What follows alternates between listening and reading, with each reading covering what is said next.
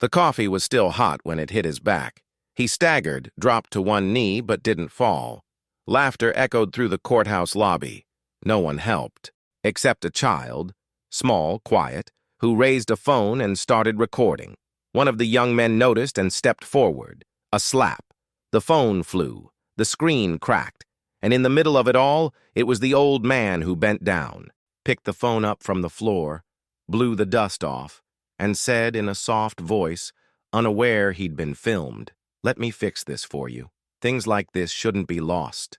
He didn't say it out of pride. He said it out of care, out of respect. Later, with the phone already repaired, the child posted the video. No filters, no hashtags, just the gaze of a man who didn't even know he was being seen. And when someone saw that video, the memory hit like a coded signal. Hours later, on the other side of the country, an alert appeared on a dark screen. Echo Black, activate. Sergeant Brooks is in position. This time they weren't coming to fight. They were coming to remember. Before we begin, if this story moves you, type the word invisible in the comments. That word stands for everyone who gave more than they were ever asked, and were ignored like they never existed. By commenting, you help this story reach more people and show that someone still sees what the world forgets. The Public Service Annex sat behind the main courthouse building. No metal detectors, no armed guards. A simple space, low counters, waiting chairs, scattered paperwork, and the constant smell of old paper.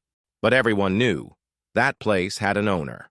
Elijah Brooks, contracted security, 69 years old, former Green Beret, pressed gray shirt, dark pants, well-kept boots, punctual, quiet, precise, first to arrive, last to leave. He picked up lost badges, held doors for the elderly, offered cups of water on hot days. He didn't say much, but when he did, everyone listened. "Good morning, Mr. Brooks," Marcia, the receptionist, would say as he walked in. "All clear, Sergeant?" The file clerk would joke with a warm grin. "Grandpa's got it handled," the janitor would say with a friendly nod. Elijah would just nod back with a quiet smile. He didn't care for titles. He cared about doing things right. Along the side wall, there was a fixed bench where he'd sit during breaks, read the paper, jot down notes in a small leather notebook, watch people pass, always discreet, always present. Around his neck, an aged steel chain with 2 worn dog tags, carved discreetly into his cane, a white eagle inside a ring of stars. Few noticed. Even fewer knew what it meant. That week, 3 young men began to show up. Loud bikers, torn jackets, always filming someone with their phones. They weren't there for any legal process. They used the annex courtyard as a set for their prank videos. Elijah watched from a distance. He didn't intervene. Not yet. On Thursday, they came back bolder, walked in laughing, pretending to fill out forms, muttering crude remarks. Some staff exchanged uneasy glances, but no one wanted trouble. At reception, an older woman waited with her grandson, a thin, sharp-eyed boy holding a phone. Elijah recognized them. They came often for updates about the boy's father, who was incarcerated in another county. Elijah passed by them, nodded, and said, "Good morning, ma'am. Everything in order today?" She smiled. "Just waiting for a signature." "You're always steady as a rock, Mr. Brooks." Elijah didn't reply, but his eyes smiled. Later, during break, he opened his old metal lunchbox in the staff room. Inside, beside an apple and a folded napkin, was a small leather case, worn but cared for. He opened it gently. Inside, a black and white photo, 6 men caked in mud, smiling with their eyes still young. On the back, handwritten, Echo Company, Da Nang, 71, Bravo 13, until the end. Elijah ran his fingers over their faces, then tucked the photo away, closed the case, and took another sip of lukewarm coffee. He wasn't expecting anything. No recognition, no apologies. The next morning, he'd be back, standing, like always. But that Friday, the world would see him, without him ever knowing. Friday began like any other. The coffee at the counter was already lukewarm when Elijah finished straightening the chairs in the waiting area. The janitor passed by with his cleaning cart and gave a nod. "You know, Brooks, The day you retire, this place falls apart. Elijah let out a soft sound, almost a chuckle. The day I stop, it's 'cause someone sat me down. At 10:10 a.m., engines roared outside. They were back. 3 young men, sleeveless shirts, exposed tattoos, phones in hand. They walked in like they owned the place, laughing loudly, pushing the door open hard. Marcia, the receptionist, frowned. They don't have any business here. They just come to make trouble. Elijah simply nodded. He stayed near the door, cane resting against his leg. One of the bikers pretended to read a form, while another aimed his phone camera at Elijah. Bet he doesn't even blink if I spill coffee on him, one of them muttered, laughing. The third held a fresh cup from the diner next door. Without warning, he pretended to stumble. The brown liquid splashed hard against Elijah's back. He slipped, one knee hitting the floor, but he didn't fall. Balanced on his cane, he stayed down for a moment, breathing deeply, his gaze fixed on the light-colored tile. The guys laughed. Down goes the soldier. You call him back up, old man? From the back seat, the same boy from before watched it all unfold. He had his phone raised, recording. His grandmother tried to pull him back gently, but he was focused. One of the guys noticed. Look at that! Little Spielberg over there's filming. He rushed forward, slapped the phone out of the kid's hands. The device flew, hit the edge of a desk, and landed screen down with a crack. Silence. The grandmother gasped. Marcia jumped up from her chair, but froze halfway. It was Elijah who moved first. With effort, he lowered himself all the way down, picked up the phone carefully, turned it over, inspecting the cracks, blew the dust off, then turned to the boy. Let me fix this for you, he said. Things like this shouldn't be lost. It wasn't heroism. It was care. The boy held back tears. His grandmother, still shaking, rested a hand on his shoulder. The bikers left laughing as if nothing had happened. They fired up their bikes. The street swallowed them in seconds. Elijah stood up slowly, gave Marcia a quiet nod, and walked toward the side exit. Before leaving, he turned once more toward the boy and slipped a $50 bill into the side pocket of his backpack. We take care of what matters, son. You're gonna be okay. He didn't know it. But that boy wasn't just a bystander. He was the beginning of a response that would come from far away. The repair didn't take long. The boy's older brother was a tech, used spare parts, a little isopropyl alcohol, and the kind of patience that comes from fixing things most people give up on. When he powered it on, the screen was still cracked, but it worked. And there it was, the video. No edits, no filter. The entire scene, the shove, the spilled coffee, the quiet fall, Elijah's reaction, composed, steady, without retaliation, and then the gesture, kneeling, retrieving the boy's phone, offering help in a calm voice. The grandmother suggested deleting it. The boy answered simply, "He saved me." That night, with his brother's help, he uploaded the video. They added only a simple title. He didn't yell. He just helped. No tags. No hashtags. No mention of the location. Just the image of a man going down and rising again with more dignity than the ones who knocked him down. In the first 6 hours, almost nothing. A few emoji comments, 2 shares. But by 7 a.m. the next morning, something changed. A military profile from Alabama reposted the video. Soon after, a veteran shared it with the caption, "I know that look." From that moment on, the algorithm took the wheel. Old colleagues began tagging friends. Active duty soldiers reshared it in private groups. An independent journalist identified the building in the background and traced it to the courthouse annex. By 10:12 a.m., the video had over 400,000 views. By 2 p.m., it had surpassed 2 million. But it wasn't just about numbers. In a quiet office in rural Georgia, a white-haired man watched the video for the 3rd time, paused it, frame by frame. The frozen image showed Elijah's cane resting against his leg, visible in the carving, a white eagle, wings spread wide. The man blinked slowly, opened a drawer and pulled out a metal case. Inside, a Silver Star medal and a folded photo. 6 muddy faces, neck deep in grime. Same unit. He picked up the phone, dialed manually. Secure line, code black, ID, Echo Bravo, 13. Visual confirmation. A female voice on the other end responded, "Double confirmation activated. Location, Jefferson County. He's there. Name? Elijah Brooks." Pause. Orders? The man took a breath. Mobilize. He didn't ask for help, but someone saw. And when we see, we go. The line disconnected. Elijah, at home, was ironing clothes for the week, completely unaware. Outside, the world was moving in silence, and forgotten voices were starting to rise again. On Monday morning, the courthouse annex parking lot was busier than usual, but no one said anything. Some thought it was an inspection, others a shift change. No one knew. Not yet. Elijah arrived at 7:15, greeted the receptionist, straightened the welcome mat, checked the lock on the side gate, did what he always did. But something was different, like the way the forest quiets before a storm. At 9:04, the first black SUV parked discreetly across the street. Then the second, then the third.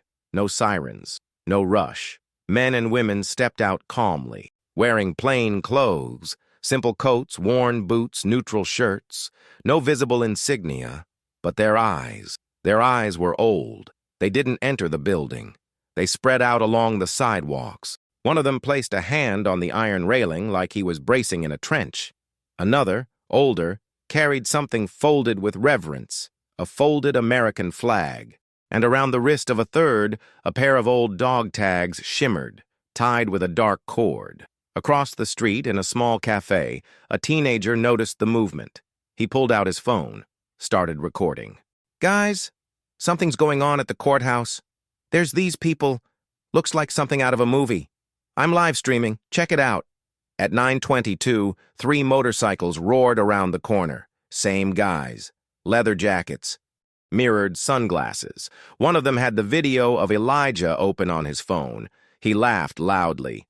"I'm famous now. Look. The old guy who wouldn't fall. Bet he's already got merch with his face on the ground."